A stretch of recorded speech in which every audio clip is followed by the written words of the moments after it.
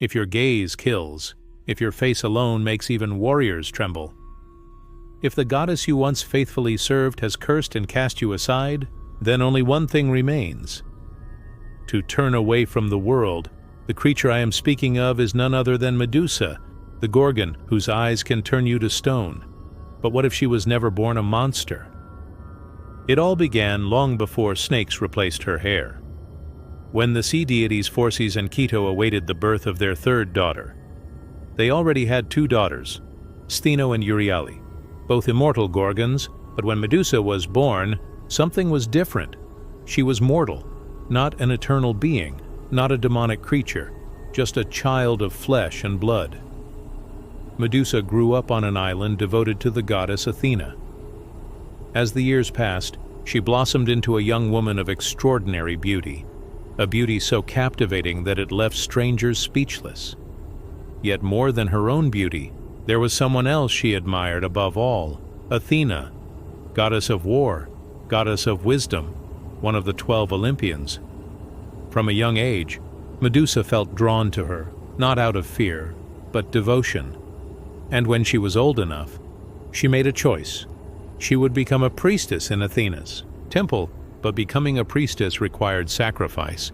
Athena demanded absolute devotion, a life dedicated entirely to the goddess, a vow of chastity, no love, no personal desires, no life of her own, and Medusa accepted, because she believed there was nothing greater than being seen by the goddess she worshipped, and so she became a priestess. As the years passed, word of her beauty spread far beyond the island.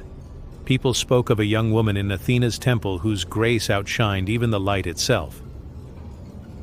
Soon, people no longer visited the temple solely to honor Athena.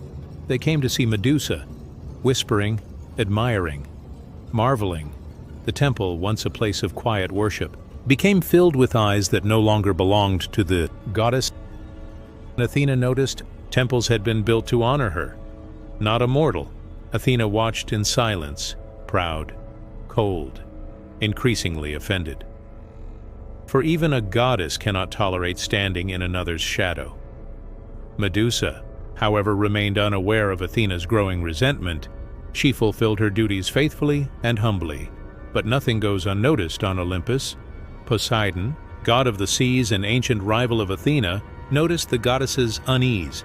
He saw the way her eyes drifted toward the priestess, and within him, something stirred, not compassion.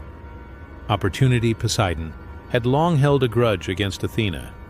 He had never forgotten the humiliation of losing Athens to her, and so he began to devise a plan not meant to hurt the goddess directly, but the mortal, a plan that would change Medusa's life forever.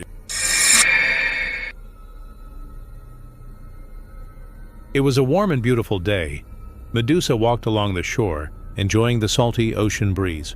For a brief moment, everything felt peaceful until the sea itself began to move. The waves parted, and from the water emerged a figure, powerful, overwhelming, unmistakable. Poseidon.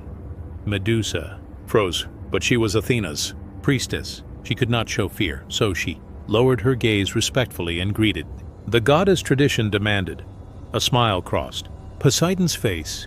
He told her that even in the deepest parts of the ocean, stories of her beauty had spread, that he had come to see it for himself.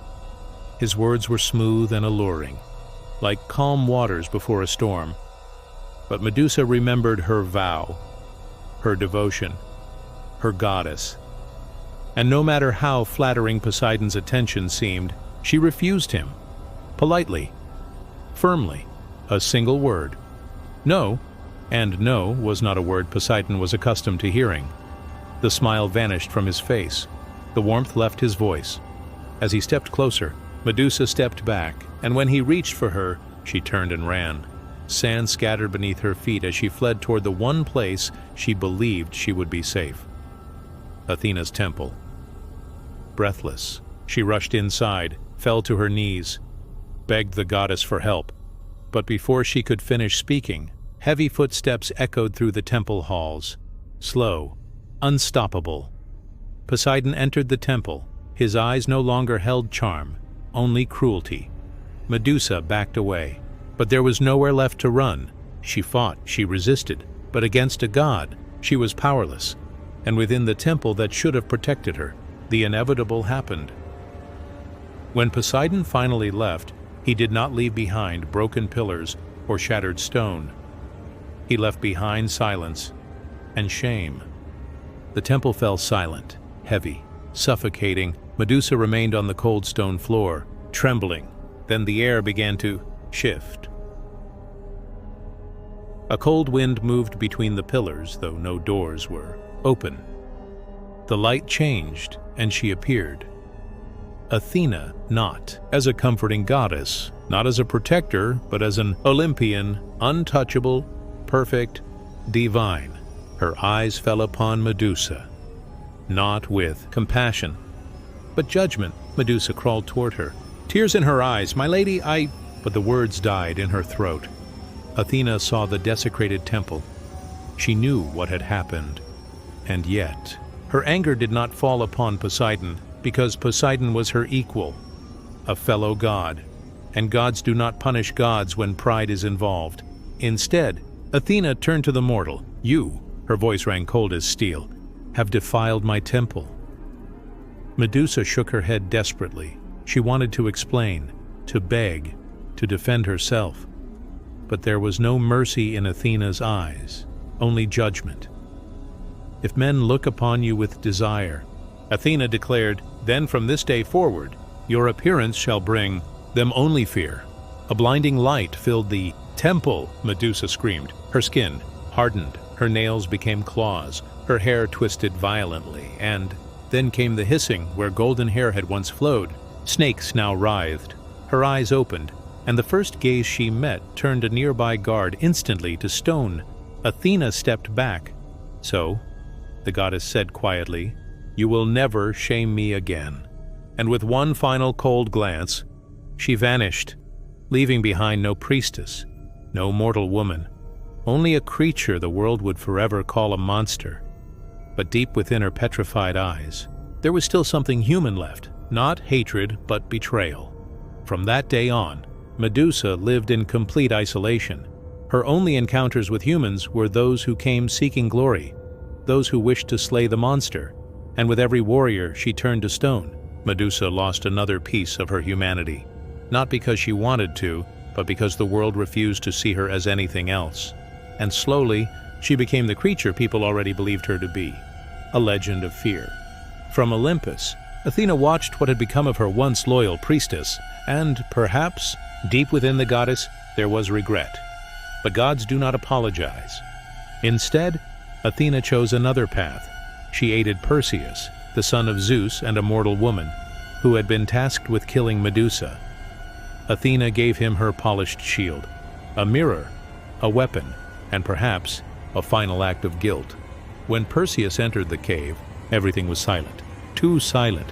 Medusa slept among statues of men who had once tried to kill her, but then a small pebble shifted beneath Perseus's foot. A tiny sound, yet it was enough. With a violent hiss, the Gorgon awoke. Snakes rose wildly. Her eyes searched the darkness. Medusa lunged toward the young hero, not out of cruelty, but instinct. Perseus raised Athena's shield. He saw her only through the reflection, never directly, never truly. He waited for the perfect moment, and with a single strike, he severed her head. In that final moment, there was no rage in Medusa's eyes, no hatred, only relief, as if an endless burden had finally been lifted from her soul. And from her blood emerged two beings, Chrysaor, the golden warrior, and Pegasus, the winged horse. Even in death, Medusa brought life into the world. Perseus later presented her head to Athena, who placed it upon her shield, the aegis, not merely as a trophy, but as a reminder of pride, of power, and perhaps of a choice that should never have been made. This was the story of Medusa. But you decide for yourself. Was she really the monster